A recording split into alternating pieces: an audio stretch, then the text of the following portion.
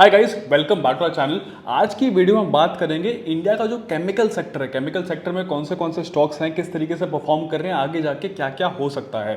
वो मैं इसीलिए मेरा प्लान बना वीडियो बनाने का, क्योंकि आप स्क्रीन पे एक बार देखो जल्दी से सामने क्या है। अभी इसी साल क्या हुआ था, बायो फार्मा शक्ति और बेसिकली केमिकल पार्क्स के लिए बेसिकली एलोकेशन भी की है 13,000 करोड़ के आसपास। 5 से 6% के आसपास तक की CAGR एक्सपेक्टेड है सेक्टर के अंदर। दूसरी क्या चीज़ है कि $1 ट्रिलियन का टर्नओवर बाय 2040 कह रहे हैं। इसका ये मतलब है कि यहाँ पे भी थोड़ी है जो आपका स्ट्रेटेजिकली अगले 5-10 साल के अंदर कुछ चीज़ परफॉर्म करेगी। इसके साथ अगर आप देखोगे काफ़ी सारे हमारे पास केमिकल के स्टॉक्स भी हैं, मैं भी सारे खोल के दिखाऊंगा। बेसिकली आपको दिख जाएगा कि क्या क्या चीज़ें चल रही हैं इसके अंदर। सबसे पहला स्टॉक जो मैं फोकस करना चाहता हूँ केमिकल्स के अंदर, वो बेसिकली आपका है बालाजी एमीन्स।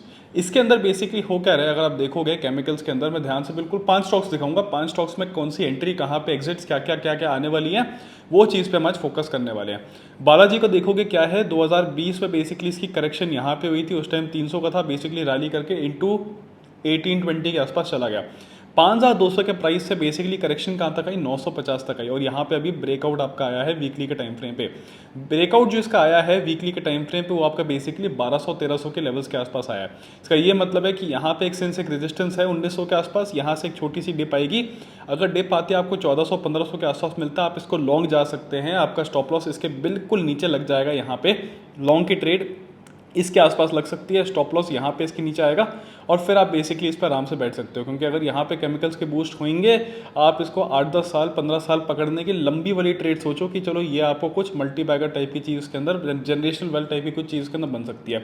दूसरी चीज़ क्या है, इसके अगर आप यहाँ पे आओगे, मार्केट कैप अभी कितना है इसका, 5,500 करोड़ है। 5,500 का मतलब है, और प्राइस टू जो पी रेशियो चलते हैं वो सब भी इंपॉर्टेंट होते हैं। मैं यहाँ पे बेसिकली अगर पीयर कंपैरिजन पे आ जाता हूँ, तो मुझे क्या दिख रहा है कि बालाजी का पूरे पीयर के अंदर सबसे कम पीई है, पहला पॉइंट, ठीक है। तो है बेसिकली, बट सबसे कम पीई है।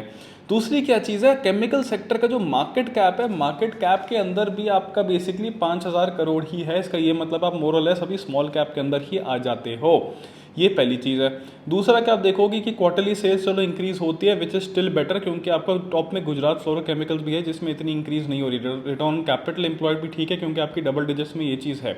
अब इवन दो टॉप जितने एक दो हैं उसके जितना नहीं होएगा, बट वो चीज़ बाद में मैनेज हो जाएगी, क्योंकि आपको यहाँ पे P ratio wise plus market cap wise plus dividend yield percent, देखो ये भी इंपॉर्टेंट है।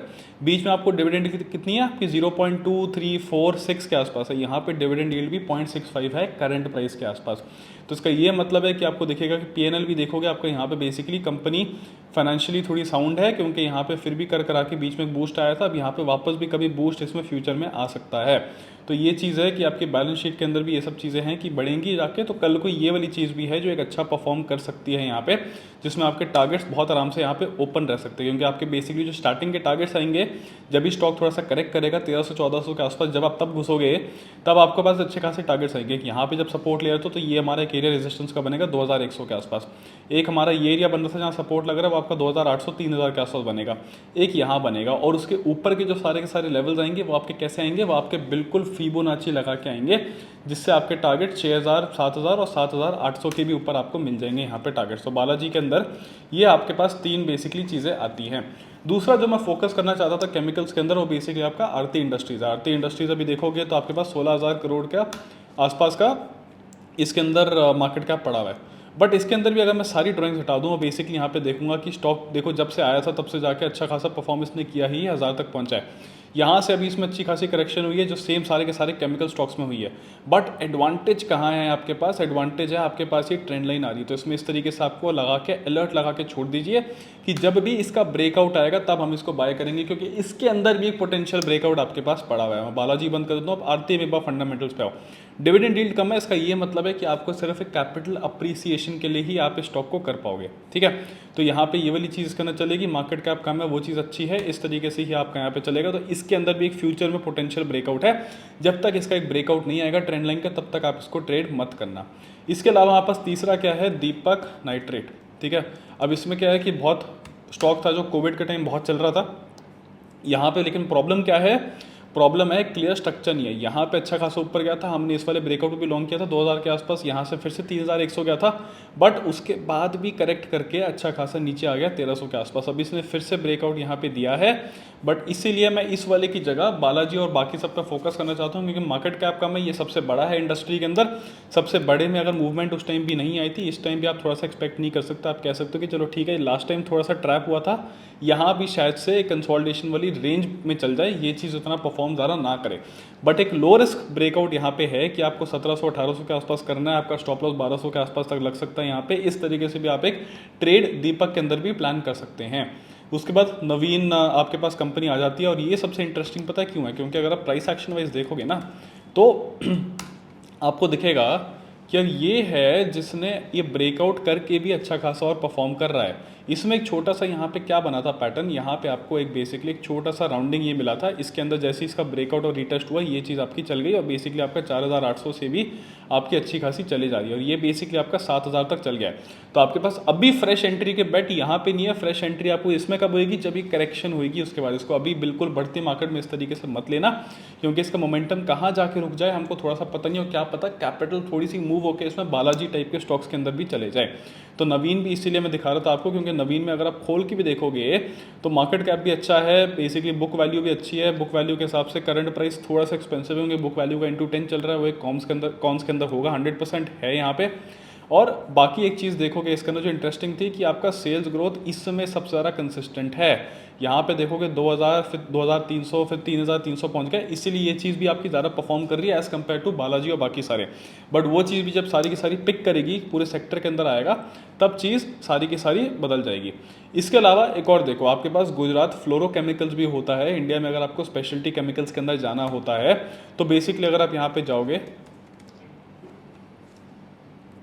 तो आपको बेसिकली स्टॉक क्या दिखेगा कि इसमें एक ट्राई किया था ब्रेकआउट करने का, यहाँ पे 2800 से अच्छी खासी मूवमेंट आई। इसमें बस प्रॉब्लम क्या है कि इसमें जो सारी की सारी मूवमेंट्स आती हैं बहुत ज़्यादा तेज़ आती तो बिल्कुल ज़ोर से आती हैं, और जिसको आप पकड़ नहीं पाते हो। इसके अंदर कोई अच्छा प्राइस एक्शन अभी नहीं बन रहा है, ये बेसिकली आपके रेंज बाउंड के अंदर आएगा।